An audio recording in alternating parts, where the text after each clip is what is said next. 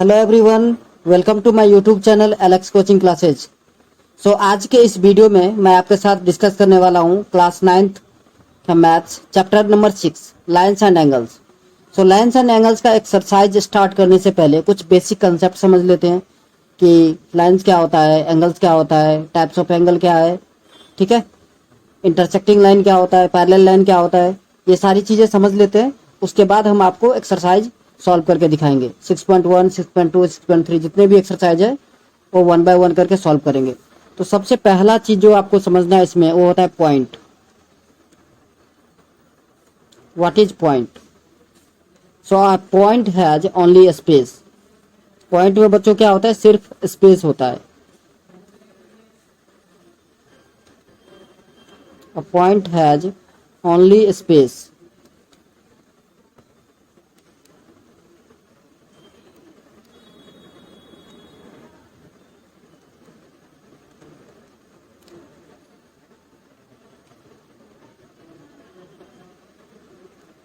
Point में बच्चों क्या होता है? सिर्फ स्पेस होता है। इसमें लेंथ, ब्रेथ, थिकनेस कुछ भी नहीं होता है, ठीक है। ये है आपका point.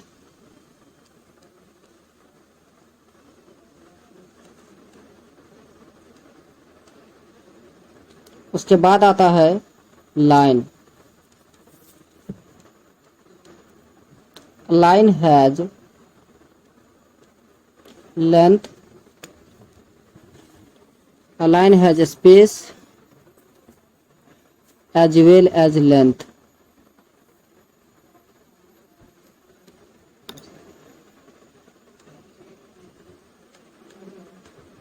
but not width and thickness। एक लाइन जो होता है उसमें क्या होता है?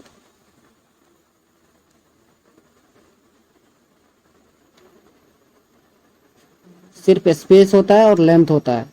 इसमें विड्थ नहीं होता, थिकनेस नहीं होता। It has no end point. इसका कोई एंड पॉइंट भी नहीं होता।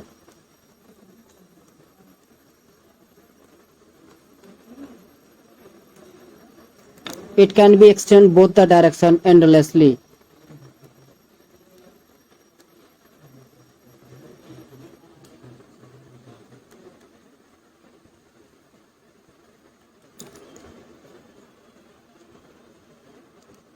Both the direction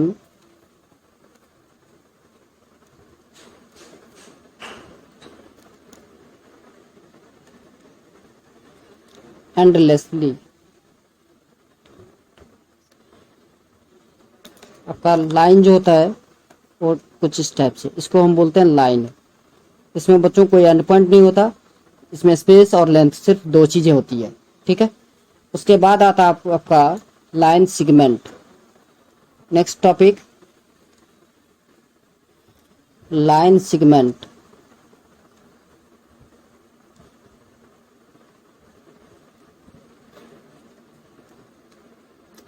it is a part of line. It is a part of line.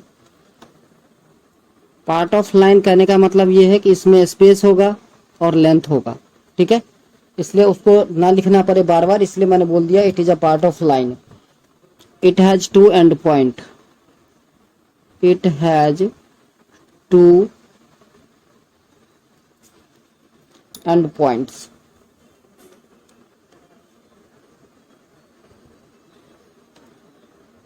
ये है आपका लाइन सिगमेंट। सपोज कीजिए ए बी। उसके बाद नेक्स्ट है रे। नेक्स्ट टॉपिक क्या है बच्चों? रे।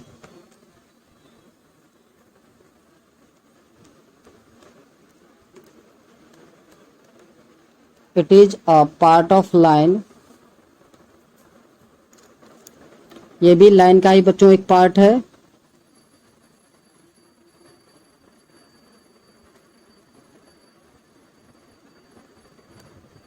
It has one and point.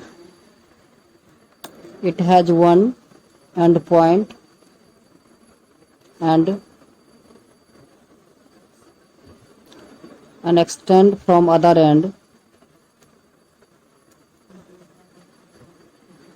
And can be extend from other and, ऐसे भी आप लिख सकते हो।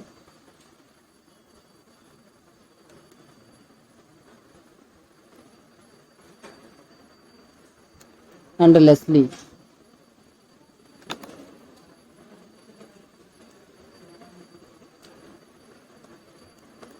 बच्चों ये होता है आपका रे। ये देखिए, ये इस तरफ से आप इसको एक्सटेंड कर सकते हो, जबकि ये आपका एंड पॉइंट हो गया। ये कौन सा पॉइंट है? And point.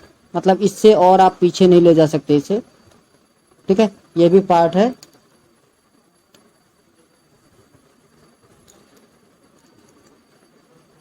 देन है एंगल।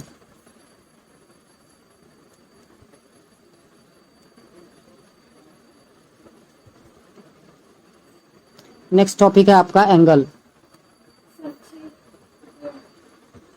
व्हेन टू रे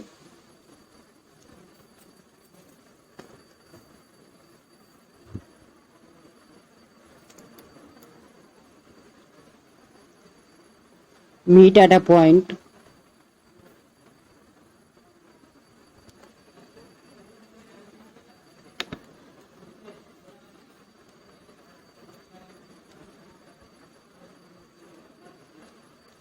then an angle is formed। जब दो रे एक पॉइंट पे आके मिलती है तो क्या फॉर्म होता है बच्चों? एंगल।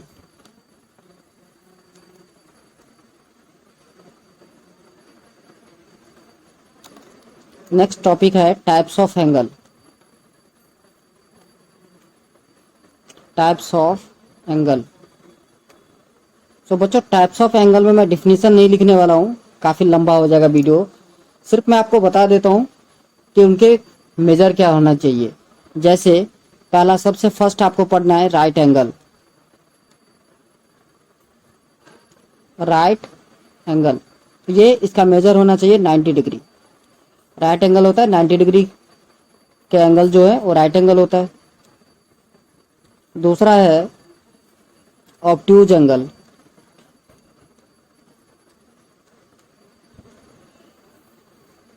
ऑब्ट्यूज एंगल को बच्चों मैं ऐसे दिखाता हूँ, इसका मीनिंग समझिए। 90 डिग्री ऐसे एरो लगाता हूँ और 180 डिग्री ये एरो नीचे की तरफ। आप कहोगे सर इसका मतलब क्या है?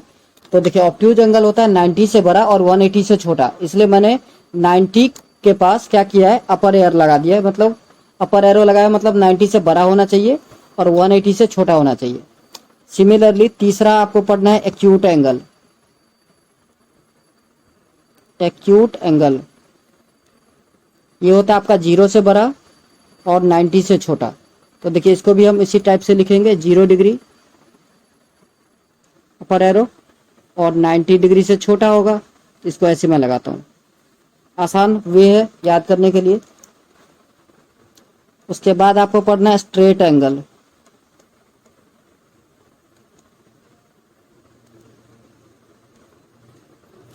ये होता है आपका 180 डिग्री। स्ट्रेट एंगल 180 डिग्री का होता है। उसके बाद आपको पढ़ना है कंप्लीट एंगल।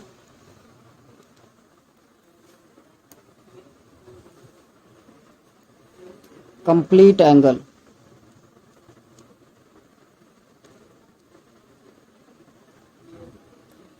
360 डिग्री।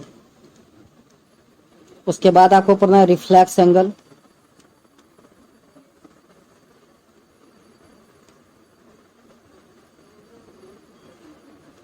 इसको देखो ऐसे लिख सकते हो आप, 180 से बड़ा और 360 से छोटा, ये होता है आपका रिफ्लेक्स एंगल। ठीक है, तो ये था आपके टाइप्स ऑफ एंगल। इसके बाद आप 6.2 में जाएंगे तो आपको पढ़ना है पैरेलल लाइन।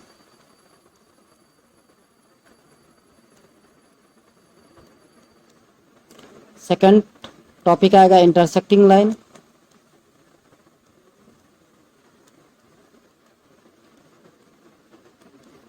ट्रांसवर्सल।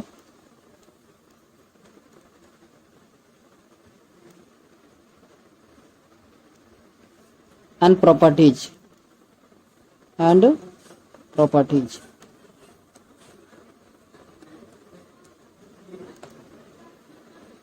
बच्चों फर्स्ट टॉपिक जो डिस्कस करेंगे वो है parallel lines.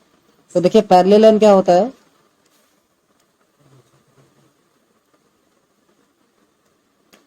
To lines are said to be parallel if its distance same at each and every point.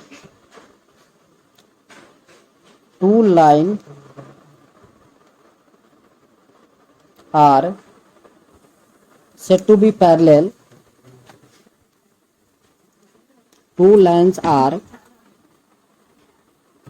said to be parallel if the distance between them if the distance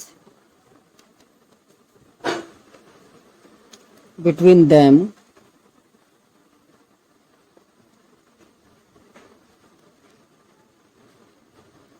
is equal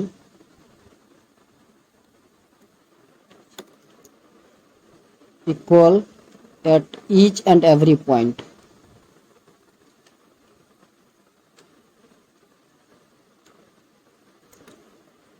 मतलब क्या, दो line के बीच का distance अगर हर एक point पे equal होगा तो उसे हम कहेंगे पैरेलल लाइन। सपोज की लाइन कुछ इस टाइप से जा रही है और जितना डिस्टेंस यहाँ आप देख रहे हैं सेम डिस्टेंस अगर इस पॉइंट पे भी हो, सेम डिस्टेंस मिडिल में भी हो, किसी भी पॉइंट पे अगर आप चेक करें इस दोनों लाइन के बीच अगर डिस्टेंस सेम होगा तो इसे हम पैरेलल कहेंगे। ठीक है, पैरेलल का सिंबल जो होता है बच्चों ऐसे दो लाइन खींचते हैं। इसका डेली लाइफ एग्जांपल अगर आप ढूंढना चाहो तो आपको रेलवे ट्रैक दिख जाएगा। रेलवे ट्रैक कभी भी मीट नहीं करता। ठीक है, दूसरा है intersecting line. Intersecting line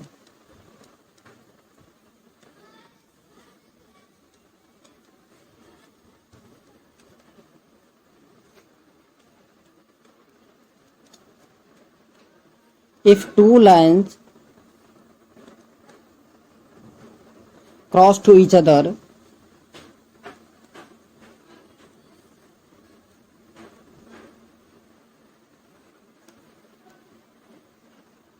then it is said to be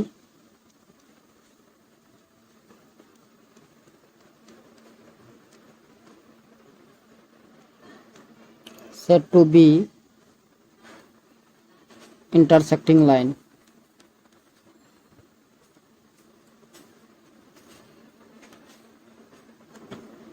intersecting line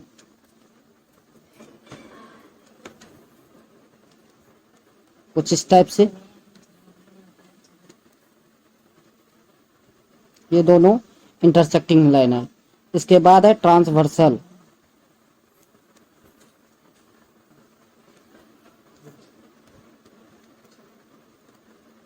transversal बच्चों डिफिनेशन लिखने में काफी टाइम लग रहा है, ऐसे समझ लीजिए।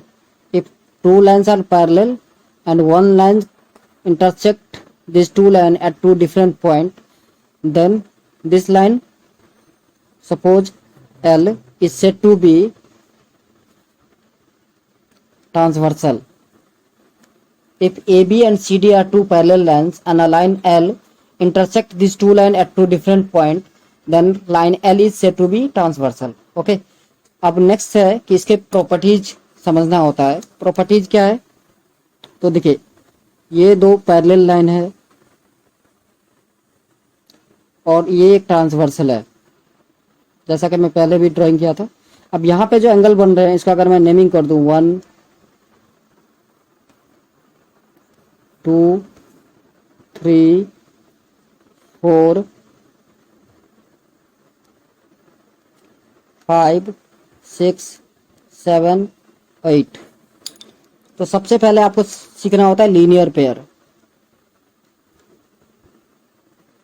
लीनियर पेयर ये क्या होता है, अगर किसी स्ट्रेट लाइन पर अगर दो एंगल बनता है तो उसे हम कहते हैं लीनियर पेयर। तो लीनियर पेयर यहाँ पर क्या है, एंगल 1 एंगल 2।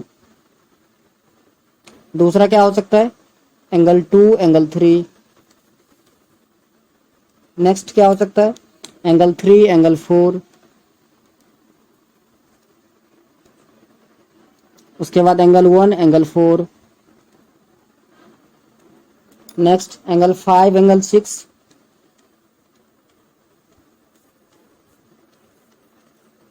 एंगल 6 एंगल 7, यहाँ पे बच्चों 8 लिखना है, फिर 7 और 8,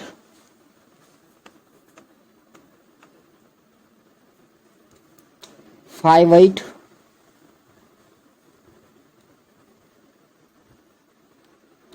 and sum of linear pair जो है बच्चों वो 180 डिग्री होता है।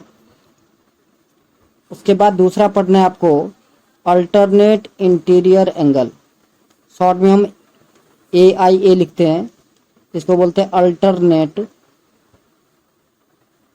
Interior angle.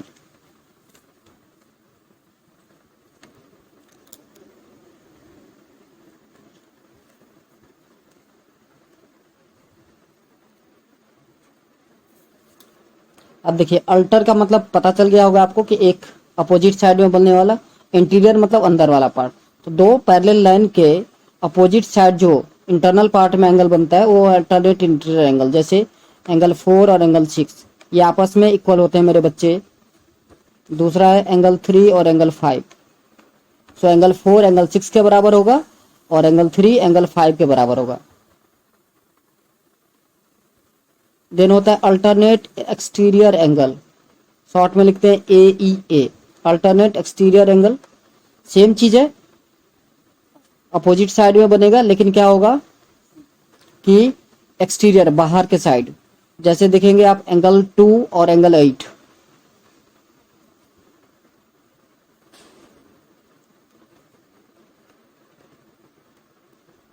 दूसरा एंगल 1 और angle 7।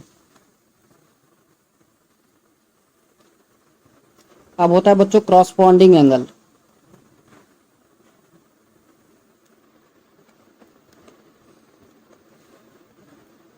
Corresponding angle, corresponding angle कैसे याद रखना है आपको, एक इंटरनल एंगल लेना है और एक बाहर वाला एंगल है, same side of the transversal. आप कहोगे सर जैसे, तो यहाँ पर देखिए क्रॉसपॉन्डिंग एंगल बता रहा हूँ बच्चों, ध्यान से देखना है। एंगल 3 एंड एंगल 7 ये क्रॉसपॉन्डिंग एंगल है। दूसरा एंगल 2 और एंगल 6, एंगल 4 और एंगल 8 ये क्रॉसपॉन्डिंग एंगल है। एंगल 1 और एंगल 5, समझ में आ रहा है। ऐसे एक होता है angle same side of the transversal, जैसे एंगल 3 एंगल 6 एंगल 4 और एंगल 5। सो इस टाइप के ये सारे प्रॉपर्टीज यूज होंगे कहाँ, 6.2 में। चलिए अब हम एक्सरसाइज स्टार्ट करते हैं, बहुत लंबा इंट्रो हो गया। अब देखिए पहला क्वेश्चन एक्सरसाइज 6.1 का कह रहा in figure 6.13 line AB and CD intersect at O। AB और CD एक दूसरे को इंटरसेक्ट कर रहा है कहाँ पर, O पॉइंट पर। इफ एंगल AOC और BOE 70 degree and BOD 40 degree. देखिए BOD कहाँ बन रहा है, ये है आपका BOD, ये दे दिया आपको 40 डिग्री। देन फाइंड BOE, आपको BOE फाइंड आउट करना है और C रिफ्लेक्स ऑफ COE। तो सबसे पहले बच्चों ध्यान से देखो आप, तो angle COE plus angle BOE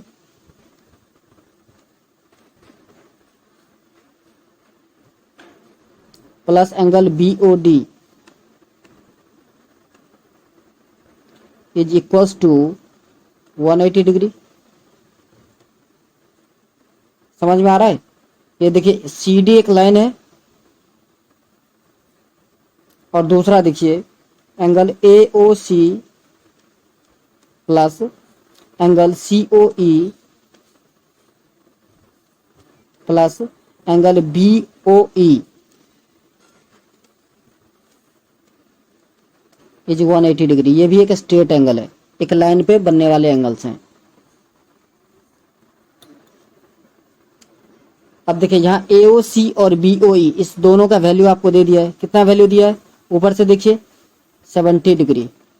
so 70 degree plus angle COE is equals to 180 degree.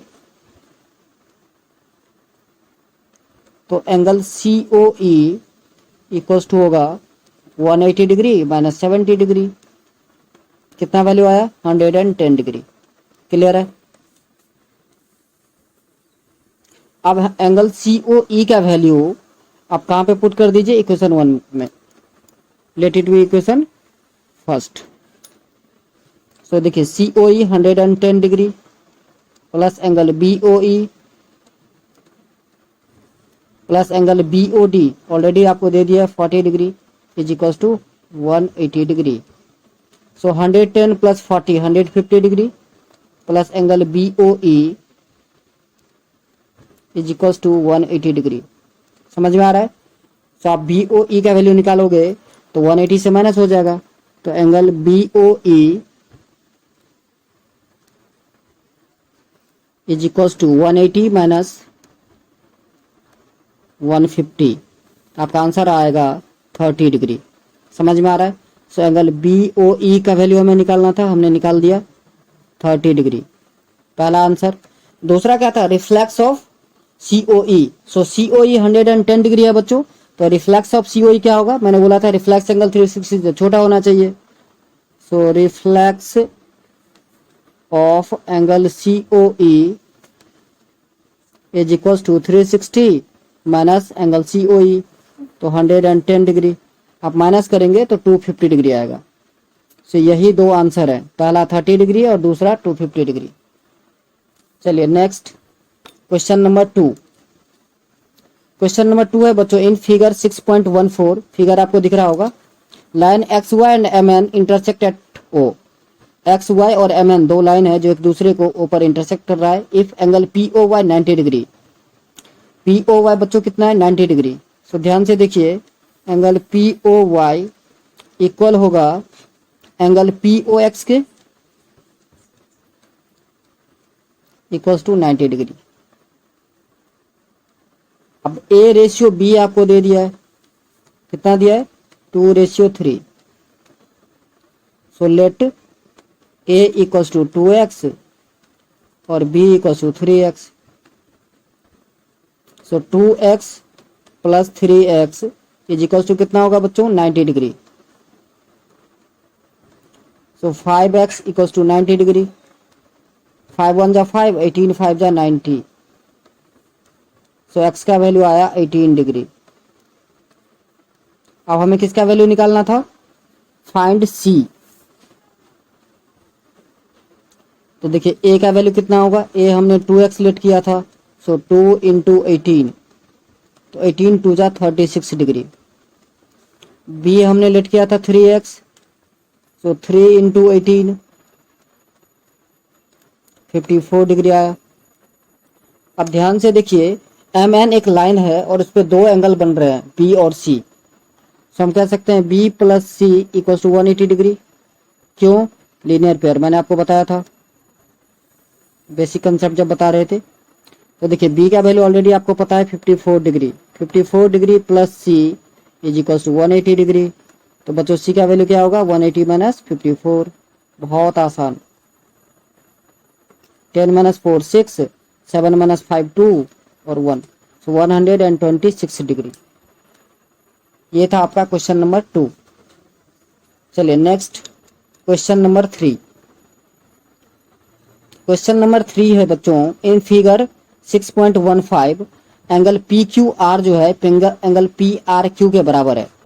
P Q R ध्यान से देखिए ये वाला एंगल और पी आर क्यू ये वाला एंगल, ये दोनों इक्वल है। अब आपसे कह रहा है prove that angle P Q S equal to angle P R T. तो देखिए पी क्यू एस जो है बच्चों ये एक्सटीरियर एंगल है और एक्सटीरियर एंगल इक्वल होता है सम ऑफ टू अपोजिट एंगल।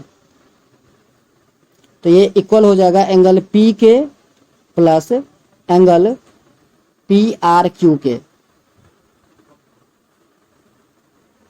समझ में आ रहा है? सो बच्चों यहां से अगर मैं एंगल पी आर क्यू का वैल्यू निकालना चाहूं तो पी आर क्यू बराबर हो जाएगा angle P Q S minus angle P के। दूसरा देखिए एंगल पी आर टी ये भी एक्सटीरियर एंगल है, तो ये इक्वल हो जाएगा angle P plus angle PQR के।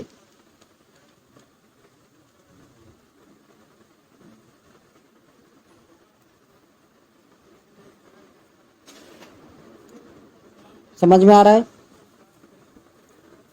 ओके, अब यहां से देखिए, अगर मैं PQR का वैल्यू निकालना चाहूं, एंगल PQR इक्वल्स टू हो जाएगा angle PRT minus angle P। अब ऊपर से देखिए क्या गिवन था, given that angle PQR is equals to angle PRQ। अब इस दोनों का वैल्यू पुट कर दीजिए। सो एंगल इक्वेशन 1 मान लेते हैं इसको, late it be equation first, और इसको इक्वेशन सेकंड मान लेते हैं। सो PQR से देखिए, इक्वेशन सेकंड से देखिए PQR का वैल्यू क्या है, एंगल PRT माइनस का एंगल P इक्वल होना चाहिए PRQ का वैल्यू क्या है, इक्वेशन 1 से देखिए तो ये है PQS माइनस का एंगल P। सो बच्चों एंगल P दोनों साइड से कैंसिल हो जाएगा, तो क्या बचा अपने पास, angle PRT equals to angle PQS। Prove, यही तो करना था अपने को। समझ में आया? चलिए नेक्स्ट क्वेश्चन नंबर 4 लिखा है in figure 6.16 if x plus Y equals to W plus Z. क्या दिया है, ध्यान से देखिए।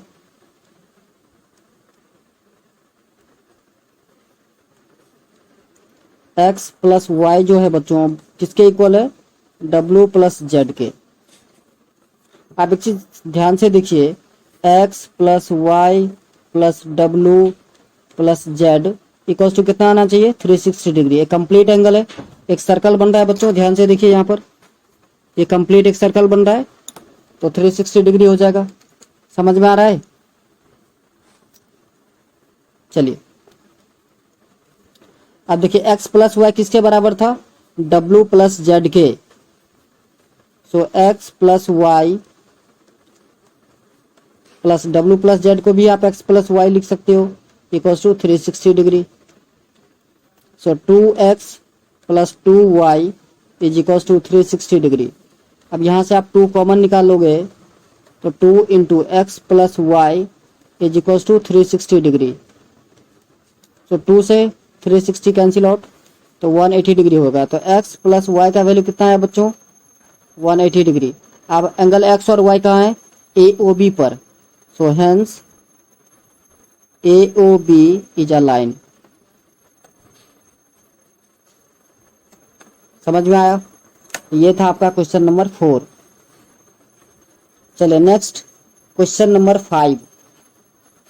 क्वेश्चन नंबर 5 में क्या रहा है बच्चों, POQ इज अ लाइन, रे OR is perpendicular. OR perpendicular है, तो देखिए ये अगर 90 डिग्री है बच्चों तो ये भी 90 डिग्री होगा। समझ में आ रहा है? PQOS is another line lying between ray OP and OR। Prove that angle ROS equals to half of QOS minus POS। तो बच्चों एक चीज ध्यान से देखना, मैं क्या लिख रहा हूं, एंगल ROQ इक्वल होगा एंगल ROP के। क्यों इक्वल होगा, क्योंकि दोनों 90 डिग्री है। क्लियर है बच्चों? चलिए अब ROS का अगर हम वैल्यू निकालें, angle ROS from right hand side, right hand side बोले तो बच्चों कलर देखना, आप समझ में आएगा। इस तरफ से हम ROS का वैल्यू निकालना चाह रहे हैं, तो कैसे निकालोगे आप, angle QOS minus angle ROQ। समझ में आ रहा है? ये हो जाएगा आपका angle QOS minus angle ROQ। Late it be equation first, इसको इक्वेशन 1 लेट कर लीजिए आप। दूसरा ROS का वैल्यू निकालेंगे बच्चों राइट लेफ्ट हैंड साइड से। लेफ्ट हैंड साइड बोले तो इस तरफ से, देखिए ये। तो यहां से अगर आप हम ROS का वैल्यू निकालना चाहते हो, एंगल आर ओ एस, तो देखिए क्या होगा, ऐसे लिख सकता हूं क्या, एंगल पी ओ आर या आर ओ पी कह सकते हो आप, angle R O P minus angle P O S, let it be equation second, इसको इक्वेशन सेकेंड मान लो आप। Now adding equation first and second,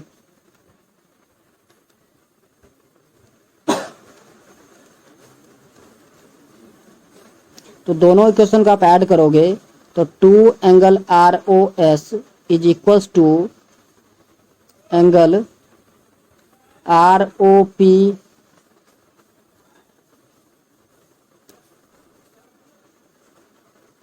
sorry, first में आर ओ एस का वैल्यू दिया है angle Q O S minus angle R O Q plus angle R O P minus angle P O S. अब बच्चों ध्यान से आप देखिए, तो आपका क्यू आर ओ पी और आर ओ क्यू इक्वल था, तो देखिए R O P plus minus cancel हो जाएगा, तो बचा क्या, 2 angle R O S is equals to angle Q O S minus angle P O S, या angle R O S is equals to half of angle Q O S minus angle P O S, यही proof करना था। समझ में आया? चलिए next last question है, question number 6। Question number 6